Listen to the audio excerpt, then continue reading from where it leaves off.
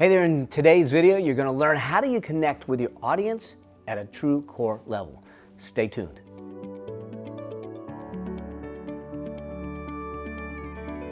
Hey there, Mel Abraham here from Thoughtpreneur Academy, and in today's video, you're going to learn how to connect with your audience at a core level. And in order to do that, you need three things. The first thing to understand is, how do you identify when you are or aren't connecting with your audience? Because the reality is that when you don't connect with them, you have absolutely no attention. They don't even know you exist in the process. And if they don't know you exist, there is no connection. When there is no connection, you can't build community. And what you're going to find is that if we really want to sell, we need to build community. People are starved for connection, they're starved for community. And if we don't get that right, you're not having an impact, and you certainly aren't having an income. But when we connect with them at that deeper core level, what's going to happen is, one, they're going to sit up and take notice. They're truly going to know that you exist. Not only that they know you exist, they're actually going to talk about you. They're actually going to share you with their friends. And chances are, if you're not making the sales or you don't have the income that you want right now, you're probably missing all of them, or at least some of them. You know, community, connection, attention, or impact. And so one of the first things we need to do is examine what's missing, because that's the only way we're going to be able to remedy it and build your impact and build your income. So the next part is, how do you do that? It's truly about understanding your audience. I mean, what you need to do, first things first, is how do you step into their shoes? How do we get into the stuff that makes them frustrated, that makes them angry, that gets them sitting there with their spouse at dinner, having these conversations that are emotional, saying, I don't know if I can make it. I don't know if I can make this work. So when we get to that core level of understanding and we can talk with them about it, they're gonna feel like we know them and that we're in their world in a way that they get to know us. And once we do that, now it's a matter of magnetizing or polarizing the audience. Magnetizing or polarizing in the sense of understanding that we deliver a service, we deliver a transformation, we deliver a new insight that shifts and changes lives. It's not for everyone. And so I want people either at the red light or the green light. I don't want them at the yellow light. So we're going to spend the time messaging in a way that we're serving the core element of their emotion for the right people that we want to serve. Then the third piece of that is to really understand that we need to be positioning obsessed. And what do I mean by that?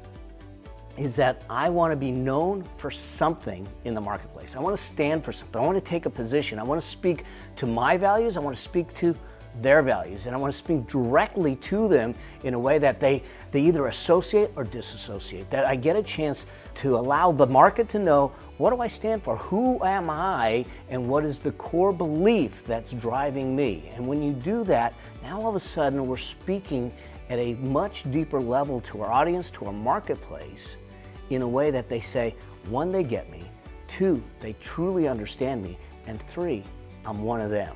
And that makes it a whole lot easier to have that connection with your market. Now that you've identified when you are and aren't connecting with your audience at a core level and how to do that, it's time to create your message. And we're going to do that with the market message formula, which is part 3.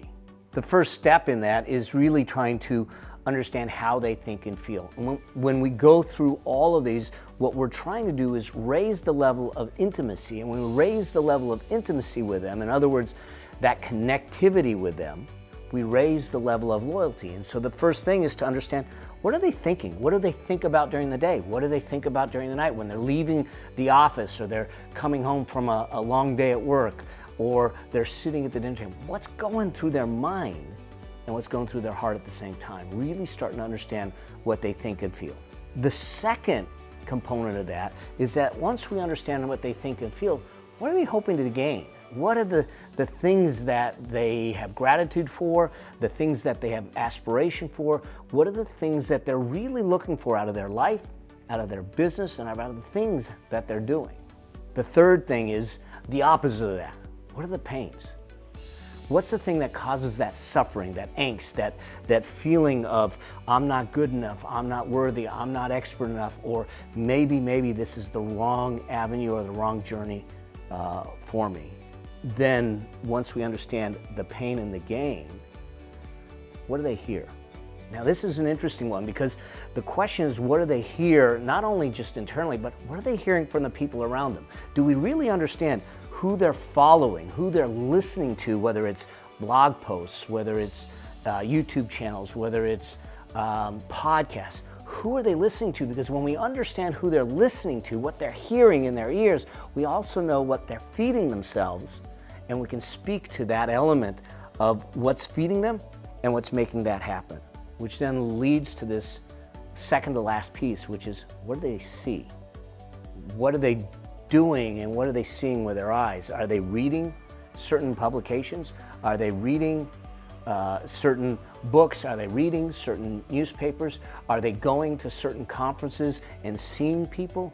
What is it that is being taken in from a visual context that allows them to understand that? And then we have a chance to get to that last piece. What do they say and do? And this is the other one that I think is really interesting. What are they saying and doing externally? In other words, if you meet them on a street and you're having a conversation, what are they going to say and do at that moment? Are they open? Are they closed? Are they proud? Are they not so proud? Are they shrinking down? Are they opening up? But also, what are they saying or doing internally? What are they saying to themselves? That internal dialogue, that internal conversation becomes really important, because when we speak to their pain, their gain, what they're hearing, the people that they're watching, and that internal dialogue as well as the external dialogue, all of those elements give them the indication that there's a familiarity, that we know them, we understand their plight, we understand their frustration, we understand their dreams, we understand the journey that they're on, and it gives us the opportunity to feed them what they need to accomplish their dreams, to build that legacy, to have that opportunity, to have that meaningful life, that fulfillment that they're really looking for. Once you have that, being able to articulate your value and your message in a succinct and clear way becomes absolutely important for you. And that's why we created the value articulation formula for you. You can actually download it by clicking the link here. And the value articulation formula is going to give you the opportunity or the ability to articulate your message in such a way that it's going to attract the right people and build the desire for them to buy from you, work with you, because they now know that you're the solution provider they've been looking for. So click the link below and I'll see you next week for another video. Share you with their friends. I just forgot the next one. With the market, why it's important. Now, we have a chance to look at, I forgot the last one.